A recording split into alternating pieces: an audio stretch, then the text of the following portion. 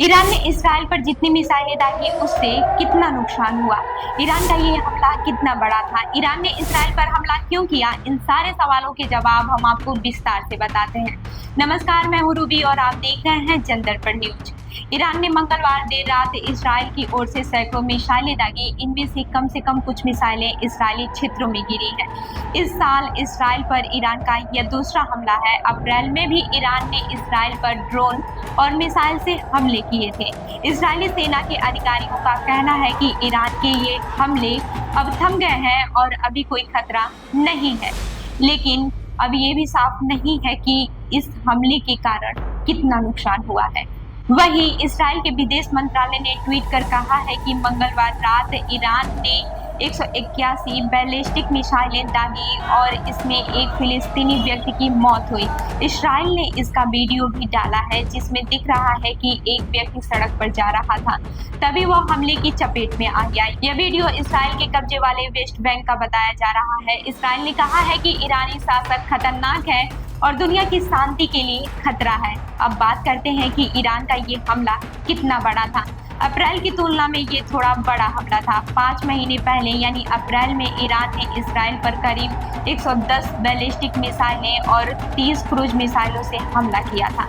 Israeli TV पर दिखाए गए फुटेज में स्थानीय समयानुसार शाम 7:45 यानी कि भारत के हिसाब से रात के 10:15 से कुछ देर पहले ही तेल अवीव और उसके नजदीकी इलाकों के ऊपर से मिसाइलें उड़ती नजर आई। सैन्य अधिकारियों ने पुष्टि की है कि हमले के दौरान कुछ मिसाइलें तय निशाने पर लगी। सेना के एक प्रवक्ता ने कहा है कि ये हमले इसराइल के मध्य और दक्षिणी हिस्सों में हुए थे।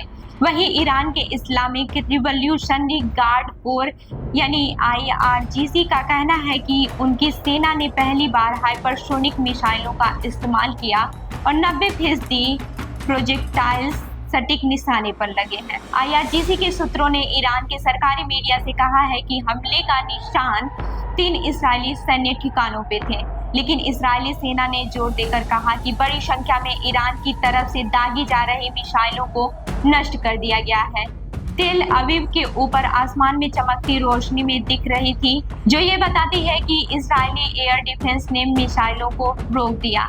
आखिर ईरान ने इसराइल पर हमला क्यों किया? ईरान के इस्लामिक रिवॉल्यूशनरी गार्ड कोर ने एक बयान में कहा है कि ये हमले IRGC के एक टॉप कमांडर और ईरान समर्थित मिलिशिया गुटों के नेताओं की हत्या के जवाब में किए गए हैं। IRGC के बयान में हिजबुल्लाह के प्रमुख हसन नसरल्लाह और बीते हफ्ते बेरूत में IRGC के कमांडर अब्बास निलफोरशन की मौत का जिक्र किया गया है। वहीं जुलाई महीने में तेहरान में हमास के पॉलिटिकल विंग के प्रमुख इस्माइल हनिया की मौत का भी बयान में जिक्र है।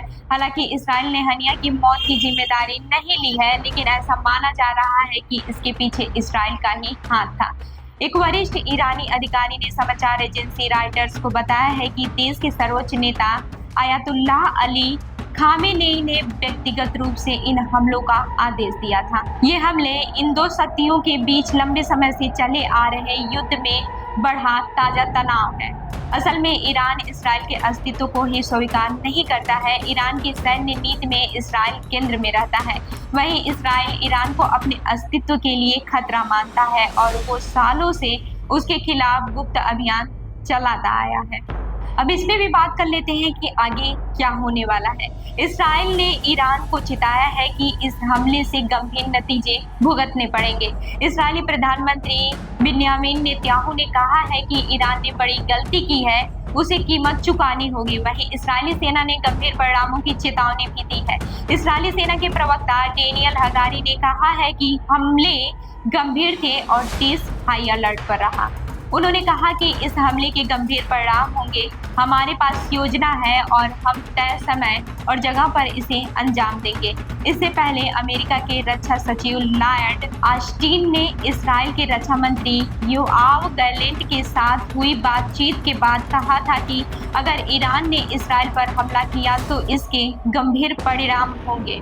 वहीं एक बयान में ईरान के इस्लामिक रिवॉल्यूशनरी गार्ड कोर ने कहा है कि अगर इजरायली जवाबी कार्रवाई करता है तो ईरान की प्रतिक्रिया और विनाशकारी होगी। तो इस खबर पर क्या है आपकी राय, हमें ज़रूर बताएं। मैं हूँ रूबी आपके साथ और आप देखते रहिए जन दर्पण न्यूज।